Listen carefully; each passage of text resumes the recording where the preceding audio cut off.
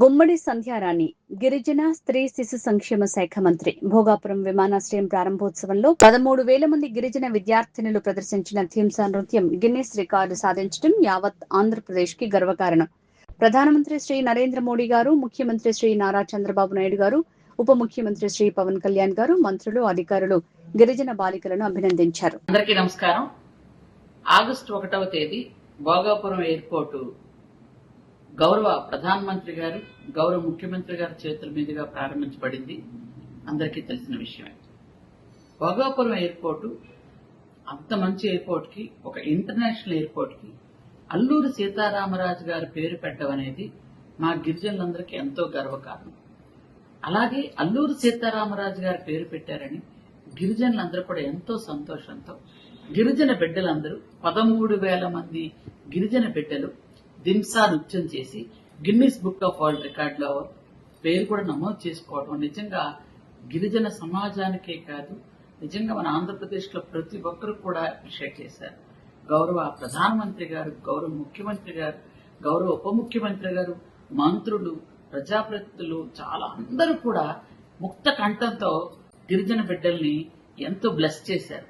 అందరూ మనస్ఫూర్తిగా ఆశీర్వదించారు. కానీ ఈ ఉన్నటువంటి సాక్షి పేపరు, సాక్షి ఛానల్ ఇష్టానుసారంగా మాట్లాడుతున్నారు. మా గిరిజన బిడ్డల మీద ఇప్పుడు కూడా మీ ఏడు పాపరా?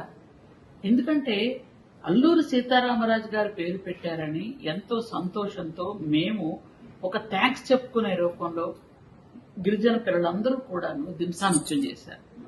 అసలు మా గిరిజన సంస్కృతి సంప్రదాయం గురించి మీకేం తెలుసని మాట్లాడుతున్నారు. ఈ రోజు చూసుకున్నట్టయితే ఏ పండగ వచ్చినా, పెళ్ళొచ్చినా, ఇంట్లో ఏ సంబరం అయినా, గ్రామంలో ఏ సంబరం అయినా, అలాగే ఏదైనా కొంచెం ఆనందం వచ్చినా గిరిజనులందరూ కూడా ఈ నృత్యం చేస్తాం. ఎందుకంటే మా సంతోషాన్ని వ్యక్తం చేసుకుంటాం. దానికి మీరు ఇంకొక పేరు పెట్టి అది చేయకూడదు, అది మీరు మాట్లాడడం అది చాలా తప్పు. ఇప్పుడు సాక్షి పేపర్ ఛానల్ అంటే ఎలాగో యాజ్ యూజువల్ వాళ్ళు అలాగే మాట్లాడతారు. ఎందుకంటే వాళ్ళకి ఎలాగో మతి లేదు, బుద్ధి లేదు.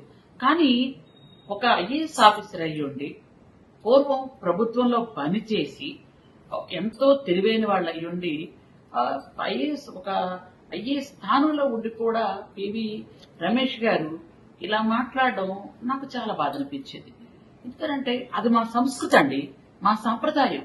దీంట్లో మీరు చంద్రబాబు నాయుడు గారిని తిట్టడం, చంద్రబాబు నాయుడు గారు ఏదో ఈవెంట్ మేనేజ్మెంట్ చేశారంటాం, అది ఎంతవరకు సమంజసం? అంటే మేము మీకు ఎలా కనిపిస్తున్నా, మీరు మమ్మల్ని అవమానిస్తున్నారు.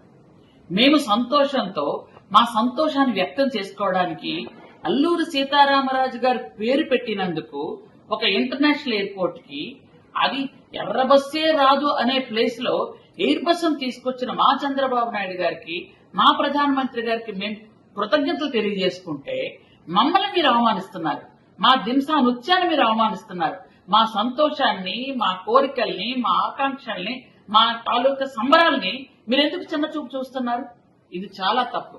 కాబట్టి ఎందుకంటే మాకు సంతోషం వచ్చినా, ఆనందం వచ్చినా, పండగ వచ్చినా, శుభకార్యాలైనా, పెళ్లిళ్ళైనా మేము ఆ డాన్స్ చేస్తాం. అది మా సంస్కృతి, అది మా సంప్రదాయం, అది మా ఆనందానికి ప్రతీక. దాన్ని మీరు తప్పుపడుతూ, దాన్ని మీరు వేరే విధంగా మాట్లాడడం నిజంగా గిరిజన సమాజం ఇది క్షమించదు. ఇది ఖచ్చితంగా మీరందరూ కూడా తప్పు చేస్తున్నట్టుగా మీకు భావిస్తున్నారో లేదో గాని మొత్తం యావత్ సమాజం అంతా భావిస్తున్నారు. కాబట్టి మీ తప్పును మీరు సరిదిద్దుకుంటే మంచిదని నేను సూచిస్తున్నాను. Thank you.